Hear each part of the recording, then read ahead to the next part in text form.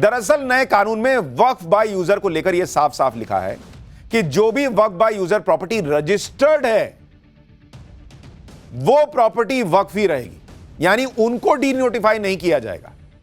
जो रजिस्टर्ड है, जो रजिस्टर्ड नहीं है उस पर कोर्ट ने नहीं कहा कि भाई इसको आप जो है डीनोटिफाई नहीं करेंगे। यही बात आज सुप्रीम कोर्ट ने भी कही कि रजिस्टर्ड प्रॉपर्टी को डीनोटिफाई नहीं करना है। मतलब जो सरकार कह रही है, जो बात नए कानून में है, वही बात कोर्ट ने भी कही। अब विपक्ष इसको जानबूझ के छुपा रहा है या कोई और वजह है, क्योंकि उसको लग रहा है कि भाई ये बता दिया कि कोर्ट ने तो वही कहा है जो कानून में लिखा हुआ है, तो फिर तो कांड हो गया। फिर क्या जाके मुंह दिखाएंगे कि हम हार के आए हैं, हम तो हमारी चीचा लेदर करा के आए हैं। तो ये बता ही नहीं रहे कि कोर्ट ने वक्फ बाय यूजर में भी जो रजिस्टर्ड है उसके अलावा बाकी प्रॉपर्टी जो है उसको डीनोटिफाई करने से मना नहीं किया है, क्योंकि इनको अपने वोट बैंक को गुमराह करना है। सुप्रीम कोर्ट में आज मौजूद रहे वकील का बयान सुनिए, वो खुद बता रहे हैं कि कोर्ट ने क्या किया है। माननीय अदालत ने कहा कि जो वक्फ बाय यूजर है, जो रजिस्टर्ड हैं और गैजेटेड हैं, उसको गवर्नमेंट डीनोटिफाई नहीं करेगी टिल द नेक्स्ट डेट। तो बड़ी इंपॉर्टेंट बात है कि जो रजिस्टर्ड एंड गैजेटेड हैं वही सिर्फ डीनोटिफाई नहीं होंगे, उसके अलावा संशोधन के हिसाब से सरकार कार्रवाई करने को स्वतंत्र है, और जो संशोधित कानून है उस पर किसी भी तरह का अंतरिम आदेश नहीं है। इसलिए मैं आपसे कह रहा था कि ये ओवैसी, ये कपिल सिब्बल, ये अभिषेक मनु सिंह भी चेहरे पे तो दिखा रहे हैं कि बड़ी जीत मिल गई, लेकिन उनको भी दिख रहा है कि भाई कोर्ट ने एक तो कानून पर रोक नहीं लगाई, दूसरा वक्फ बाय यूजर के तहत जो रजिस्टर्ड प्रॉपर्टी नहीं है उस पर कुछ नहीं कहा कि भाई उस पर कोई एक्शन नहीं होगा। वक्फ संपत्ति को लेकर जो पूरा बवाल है वो कभी भी रजिस्टर्ड संपत्ति को लेकर था ही नहीं, क्योंकि वो तो लीगल है भाई, वो तो रजिस्टर्ड है। पूरा मामला तो वक्फ की अनरजिस्टर्ड संपत्तियों का है जिसे लेकर गड़बड़ियों के आरोप लगते हैं, अवैध कब्जे की बातें आती हैं। इन पर कार्रवाई करने के लिए सरकार अभी भी स्वतंत्र है, वकील खुद बता रहे हैं, और कोर्ट ने कोई रोक नहीं लगाई है। कल सुप्रीम कोर्ट में अभिषेक मनु सिंघवी ने ही कहा था कि वक्फ के पास 8 लाख संपत्तियां हैं, जिसमें से 4 लाख संपत्ति वक्फ बाय यूजर है। और यहां गौर करने वाली बात यह है कि इन्हीं 4 लाख वक्फ बाय यूजर की संपत्तियों में ज्यादा गड़बड़ियां होती हैं, क्योंकि इनमें से कई जो हैं वो रजिस्टर्ड नहीं है, उनके कागज भी मौजूद नहीं है, और ज्यादातर संपत्तियां अनरजिस्टर्ड होती हैं।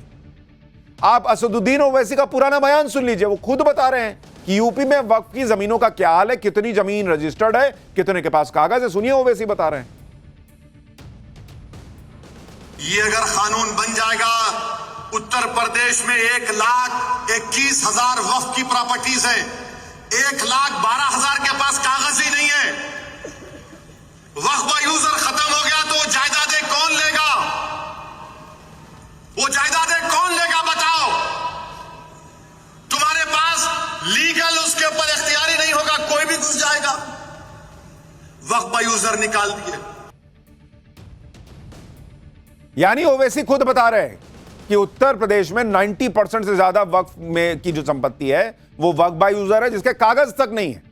तो कागज ही नहीं है तो रजिस्टर्ड क्या होगा? और जब रजिस्टर्ड नहीं है तो यानी आज कोर्ट ने जो कहा है उसके दायरे में वो आएगा नहीं, यानी उस पर एक्शन हो सकता है। वकील यही तो कह रहे थे। आप सोचिए, जो नरेंद्र मोदी के पूरे वक्फ कानून को गैर कानूनी बता रहे थे, वो कानून के 2 पॉइंट्स पर ही कुछ दिनों की रोक लगने से इतना खुश हैं जैसे सुप्रीम कोर्ट ने कानून रद्द कर दिया।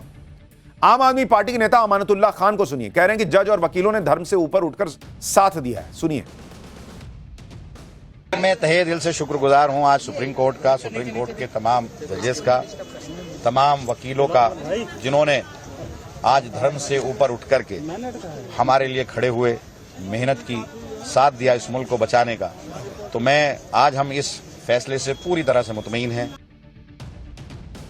आम आदमी पार्टी के नेता अमानतुल्लाह खान तो खुशी मना रहे हैं, चेहरे पे खुशी दिख नहीं रही है, लेकिन भाई उधर जाके अपने कंस्टिट्यूएंसी में बताना तो है मुसलमानों को यह जीत के आए हैं, लेकिन अंदर से फीलिंग नहीं आ रही, क्योंकि पता है कि वो तो हुआ नहीं जो चाह रहे थे। संसद में वक्फ कानून की कॉपी फाड़ने वाले असदुद्दीन ओवैसी के चेहरे पे भी खुशी नहीं थी। ओवैसी का बयान खुद यह बता रहा है कि वक्फ कानून के रद्द करने की लड़ाई अभी लंबी है और इसमें सफलता मिलेगी या नहीं इसकी कोई गारंटी नहीं है उनको।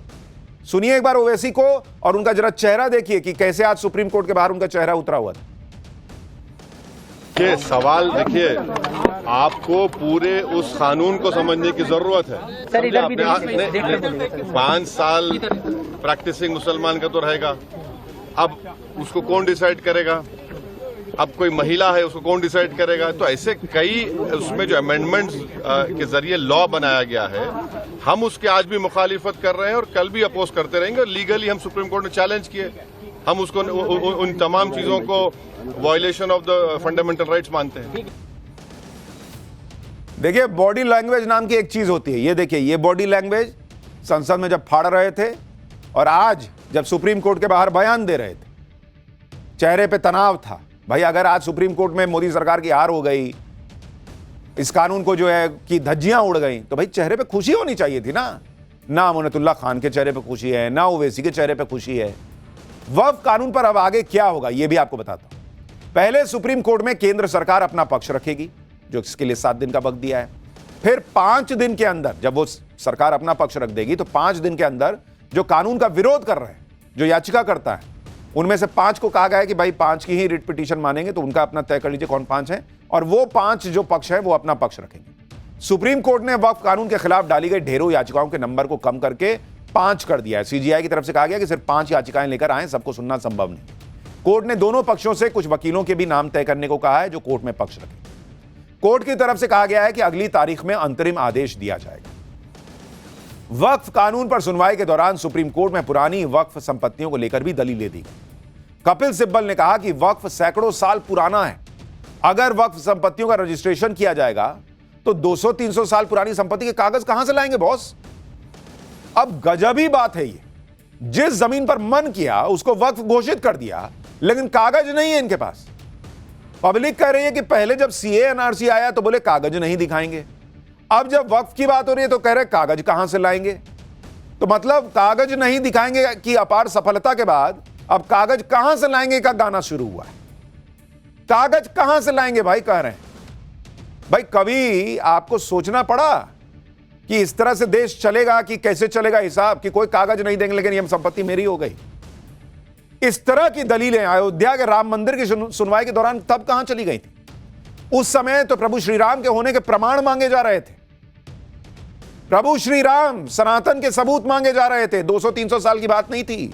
अभी इनके पास 200-300 साल के सबूत नहीं है देने के लिए वक्फ के लिए। तब यही लोग खड़े होकर कह रहे थे कोर्ट में कि रामलला के क्या सबूत हैं, प्रभु श्री राम के क्या सबूत हैं। प्रभु श्री राम को काल्पनिक बताते थे कोर्ट में खड़ा होकर। उस समय क्यों नहीं कहे कि राम मंदिर तो सैकड़ों साल पहले बना होगा, प्रभु श्री राम जो हैं उनके सबूत कहां से आएंगे इतने पुराने। आप देखिए प्रभु श्री राम को लेकर इन लोगों ने क्या क्या कहा। राम मंदिर सुनवाई के दौरान सुप्रीम कोर्ट ने खुद पूछा था कि श्री राम कहां पैदा हुए थे, तब तो किसी ने नहीं कहा कि इसका सबूत कहां से लाएंगे। 2019 में कांग्रेस नेता मणिशंकर अय्यर ने कहा था कि 10,000 कमरों में से किस कमरे में राम पैदा हुए थे। इन लोगों को लाज नहीं आई थी, तब शर्म नहीं आई थी कि पूछ रहे किस कमरे में प्रभु श्री राम पैदा हुए थे। तब किसी को नहीं लगा कि सबूत कहां से लाएंगे, किस कमरे में। ऐसा ऐसा सवाल पूछते थे ये लोग। यूपीए 2 के दौरान सुप्रीम कोर्ट में सरकार ने कहा था कि राम सेतु जैसी कोई चीज ही नहीं है, ये तो कोरी कल्पना है। उस समय केंद्र सरकार के वकील कपिल सिब्बल ही थे। 2007 में करुणानिधि ने कहा था कि राम कौन है, वो किस कॉलेज में पढ़े थे, इसका कोई सबूत दे सकता है।